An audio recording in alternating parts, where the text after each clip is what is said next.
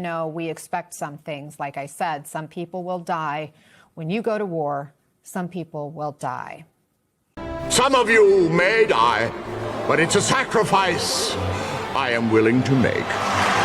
Ask questions. Keep asking questions. The uncomfortable questions, like what's really going on? Why are we really going to war with Iran? What's the secret?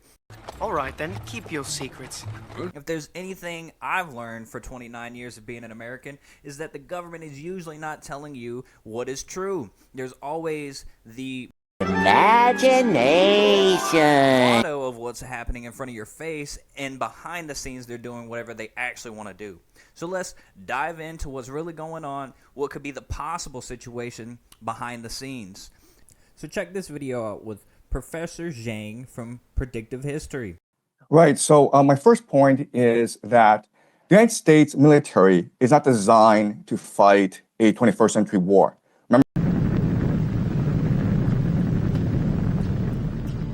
The test was considered to be a great success and led to further tests in the area.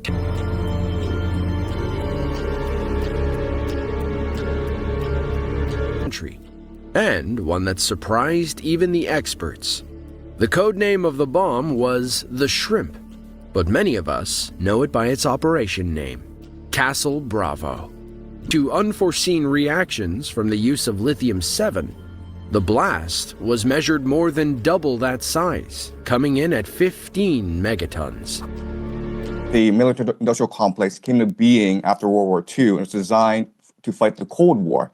And the Cold War was really about muscle flexing, about who was able to send people up into space, who was the first to get the person on the moon. This guy thinks that the U.S. may not win against Iran, and it's not entirely deniable to say such a thing. Because also, if you ever look for Diary of the CEO, I like his channel as well. Check this out. How long can Iran fight for in this war? Here in these jars, you have, I think it's the relative amount of soldiers that each country has. Now, obviously, soldiers are. You have to separate between the IRGC and the National Army. They serve two different functions. What are those two? So if we look at what's in the jar, we have to separate what the National Army, which is only its job is to defend the borders, versus the ideological army. I'm curious what that would look like if we took out the National Army and are left with the ideological force. So Iran's military forces are actually pretty on par with the U.S., and that's pretty surprising. They've had a long time to prepare. You know, all the bluffs, it doesn't matter. They've been preparing. Unlike probably like the USA, yeah, we've got powerhouse technology and some pretty impressive capabilities, but are we actually ready for such a war? All right, now let's check out some of this Tucker Carlson video and see his perspective on things. He's highlighting some very important information, such as why we might actually be going to war with Iran.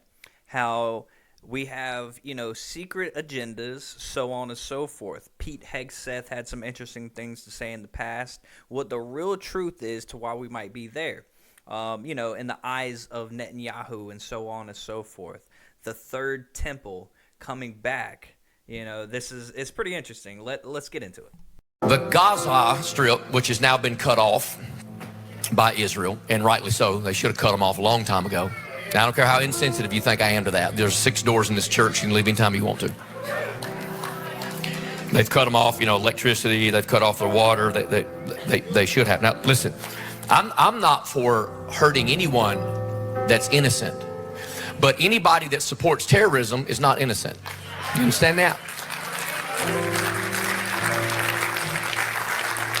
Israel should make the Gaza Strip a parking lot by this time next week. Destroy the whole thing.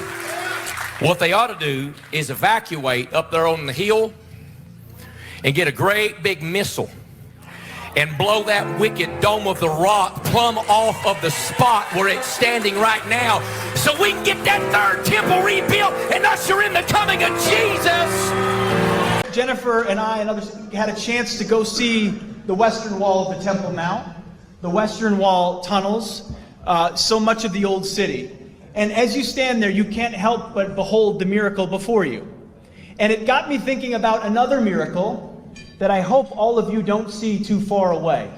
Because 1917 was a miracle, 1948 was a miracle, 1967 was a miracle, 2017, the declaration of Jerusalem as the capital was a miracle. And there's no reason why the miracle of the reestablishment of the temple on the Temple Mount is not possible.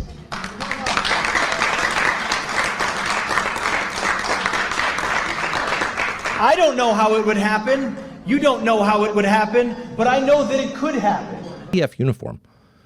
These are not civilian clothes. This is the uniform of the government of Israel, of its military. And he has patches on that uniform, one of which is a symbol of the temple, the third temple. So it just couldn't be clearer. Why are we doing this? To rebuild the third temple. Now, if you think we're just cherry picking this off the internet, one guy wearing an unauthorized temple patch, paid for, by the way, a uniform paid by us, armaments paid for by us, the U.S. taxpayer pays for all this stuff one way or another. The U.S. taxpayer pays for the military of Israel. Boy, does it. If you think we're being unfair and just like found one guy, well, here's a bunch of guys. It took us about 2 minutes on the internet to find this today. Here is a selection of IDF soldiers. Let's put it on the screen. There you go. And all of them have the same patch. Look familiar. Look carefully at that. What is that? That's the temple. That is the third temple. Link to all their information, Tucker Carlson's show, to the video, also to the Diary of a CEO. Fantastic content. You're going to want to check it out yourself. Full videos. They're wonderful. Go ahead. Do your own research. Always remember to keep asking these questions.